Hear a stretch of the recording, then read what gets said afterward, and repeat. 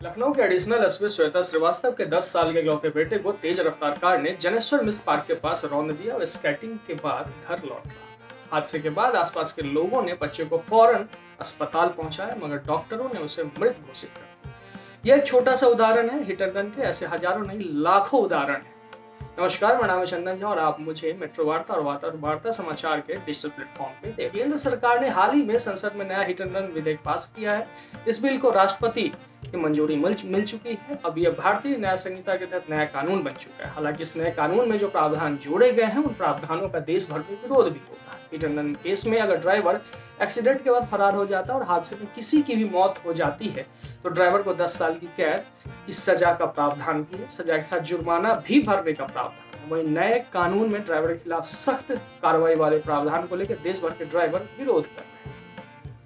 अब hit and run का सीधा सा अर्थ है कि दुर्घटना के बाद ड्राइवर का गाड़ी के साथ मौके से भाग जाना। अगर किसी गाड़ी से किसी की टक्कर हो गई तो घायल को मदद करने के बजाय ड्राइवर गाड़ी को लेकर फरार हो जाता है, तो ऐसे केस को हिट एंड रन मामले में गिना जाता है। पहले इस मामले पर ड्राइवर की जमानत भी हो जाती थी और अधिकतम 2 साल की सजा का प्रावधान था। कई बार हम देखने को मिलता है कि सही चिकित्सीय सहायता नहीं मिलने की वजह से हिट एंड रन मामले में लोगों की मौत हुई।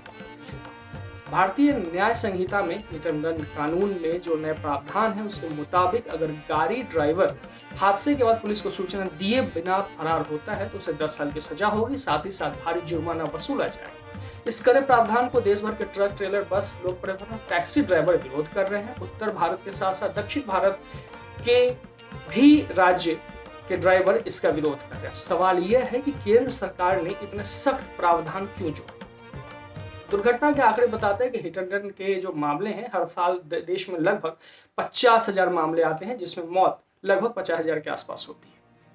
अब ड्राइवरों से पूछा गया कि भाई क्या स्थिति है आपकी, तो उन्होंने बोला आगे कुआं पीछे खाई। अगर हम रुक करके पुलिस को इन्फॉर्म करते हैं तो भीड़ हमें मार देगी, और अगर हम वहां से भाग जाते हैं तो कानून के तहत हमें 10 साल की सजा होगी। तो उन ड्राइवर बंधुओं को भी ये पता होना चाहिए कि मॉब लिंचिंग को लेकर के लोकसभा में गृह मंत्री ने कहा कि मॉब लिंचिंग घृणित अपराध है और हम इस कानून में मॉब लिंचिंग अपराध के लिए फांसी की सजा का प्रावधान है।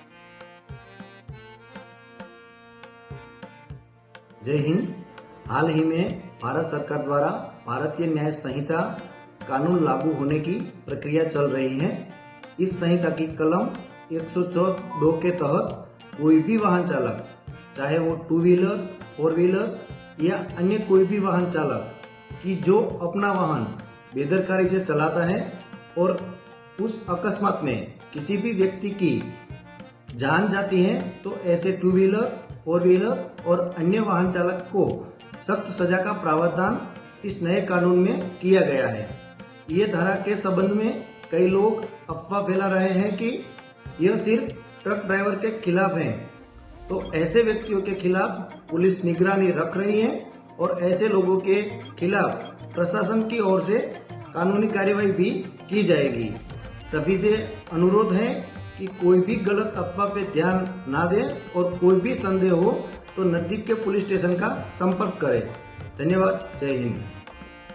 अगर किसी ड्राइवर बंधु को ये लगता है कि रुक करके अगर हम पुलिस को इत्तला करेंगे, पुलिस को सूचित करेंगे कि उनकी गाड़ी से कोई एक्सीडेंट हुआ है और समय रहते उसे मेडिकल एड मिल जाए, मेडिकल हेल्प मिल जाए, और भीड़ आके उनके साथ मारपीट करती है या फिर हत्या जैसे जघन्य प्रयास करती है, तो इसका भी प्रावधान नए कानून में है। मॉब लिंचिंग के में जो नया कानून बना है, उसमें जो सजा है, अधिकतम सजा फांसी की सजा दी गई। अब बात करते हैं कि आखिर हिट एंड रन मामले सबसे ज्यादा किस केस में देखे जाते हैं। जनरली ये देखा गया है कि जो रईस जाते हैं, हाई स्पीड, ओवर स्पीड में गाड़ी चलाते हैं, ड्रिंक एंड ड्राइव करके गाड़ी चलाते हैं, और बम्बई के एक बहुत मशहूर बॉलीवुड कलाकार भी इसमें फंसे हुए हैं। सभी को उनका नाम पता है, हालांकि कोर्ट ने उन्हें बाइज्जत बरी भी कर दिया। ऐसे बहुत सारे मामले हैं। अभी जैसे कार्यक्रम की शुरुआत मैंने एडिशनल एसपी लखनऊ से शुरू की।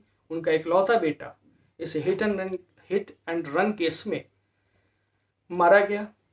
सोचिए उन परिवारों पे क्या बीतती होगी। अब सबसे बड़ी बात है कि सरकार बेहतर ट्रेनिंग इन ड्राइवर्स को कैसे एकोमोडेट करवाती है, पुलिस वालों को किस तरीके से ट्रेंड करती है कि ऐसे केस को कैसे निपटे, हॉस्पिटल्स को ट्रेंड करना, हॉस्पिटल्स के लोगों को ट्रेंड करना कि इस केस में कैसे जल्दी से जल्दी निपटान करें, और मेडिकल एड, मेडिकल हेल्प जितनी जल्दी हो सके बिना किसी देरी के वहां तक पहुंचाया जाए।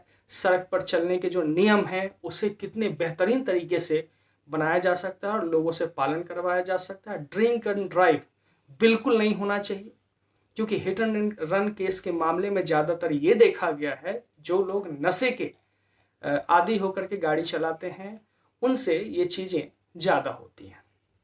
तो बताइएगा आपको ये कार्यक्रम कैसा लगा, और ये जो नया कानून है हिट एंड रन का, उससे आम आदमी के जीवन में क्या असर पड़ने वाला है। धन्यवाद।